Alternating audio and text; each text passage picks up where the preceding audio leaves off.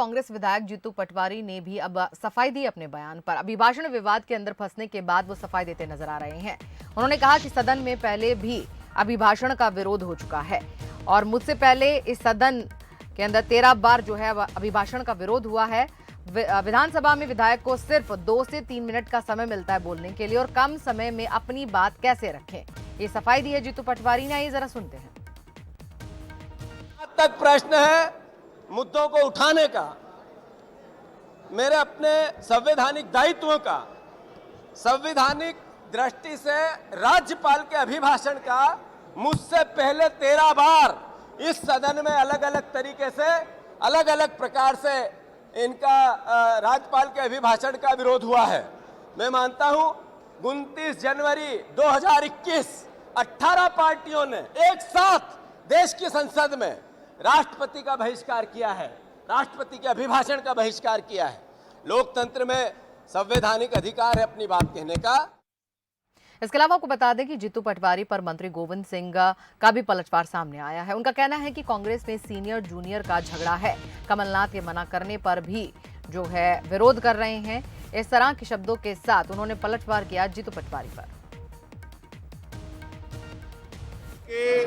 विपक्ष के नेता कमलनाथ जी कहते हैं कि ये गलत है, ये पार्टी का निर्णय नहीं है।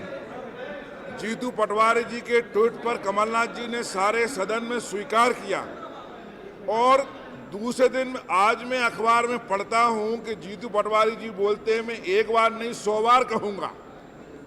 तो चोरी और सीना जोरी, अब तो कांग्रेस में युवा पीढ़ी और वरिष्ठ पीढ़ी में जो जंग चल रही है वो सबके सामने उजागर हो चुकी है और मुझे लगता है आने वाले दिनों में ये और बढ़ेगी।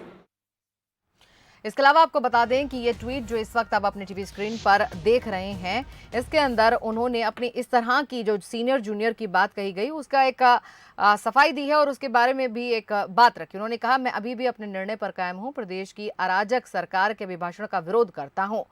कमलनाथ जी मेरे नेता हैं, मेरे ध्येय हैं कांग्रेस को मजबूत बनाना, लूट की सरकार को हटाना और कमलनाथ जी को फिर से मुख्यमंत्री बनाना, ये प्रयास रहेगा।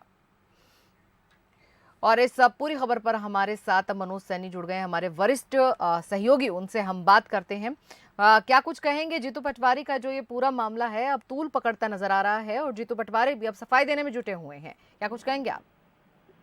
देखिए, जीतू पटवारी का यू टर्न भी इसको कहा जाएगा, लेकिन हमें लगता है कि जीतू पटवारी अपने बयान को लेकर बुरी तरह फंस गए हैं क्योंकि कांग्रेस ने उनका साथ दिया नहीं। कल कमलनाथ ने साफ मना कर दिया, सत्र के दौरान भी उन्होंने कहा कि वो उनका बयान हो सकता है लेकिन मैं उससे कहीं अपना इत्तेफाक नहीं रखता हूं। दिग्विजय सिंह ने भी यही कहा। तो अब जीतू पटवारी के पास कोई रास्ता था नहीं, लिहाजा वो आज अपनी सफाई देने पहुंचे, बल्कि कमलनाथ के गुणगान करते ही नजर आए जब उन्होंने कहा कि मैं उनकी पैर की धूल भी नहीं हूं, वो वरिष्ठ नेता है और वो जैसा कहेंगे वही होगा। लेकिन अपनी बात पर हल्के से जब वो बात कर रहे थे तो ये भी जताते हुए नजर आए, क्योंकि जीतू पटवारी का नेचर ही ऐसा रहा है कि वो अपने बयान देते भी हैं, पलटते भी नहीं है।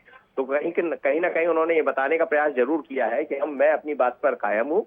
पर सवाल यही है कि यदि कांग्रेस के भीतर कोई वो नहीं है, हम लोग सब एकजुटता के साथ काम कर रहे हैं, कमलनाथ जी जो कह रहे हैं वही कर रहे हैं, लेकिन सफाई देने क्यों आए ये बड़ा सवाल है। बाद में फिर गोविंद सिंह राजपूत ने भी उन पर पलटवार किया है और कहा कि कमलनाथ की बात भी नहीं मानते हैं। नरोत्तम मिश्रा जी ने भी फिर से एक बार उन पर सवाल दागा कि आखिर समझ नहीं आता है कांग्रेस है कहाँ। जीतू पटवारी अपनी बात करते हैं, कमलनाथ जी अपनी बात करते हैं, तो आज भी कांग्रेस की जो गुटबाजी है, एकजुटता नजर नहीं आती है और यही कांग्रेस की परेशानी है। लेकिन ये जरूर कहना पड़ेगा शाहिदा कि जीतू पटवारी को आना पड़ा है और अपनी सफाई प्रस्तुत करना पड़ा। बिल्कुल मनोज जी, आपका धन्यवाद तमाम जानकारी देने के लिए। जाहिर सी बात है कि अपने उस बयान के बाद, अपने अभिभाषण के विरोध के बाद अलग थलग पड़ गए थे जीतू पटवारी और ऐसे में अब सफाई देने के लिए उन्हें आगे आना ही पड़ा।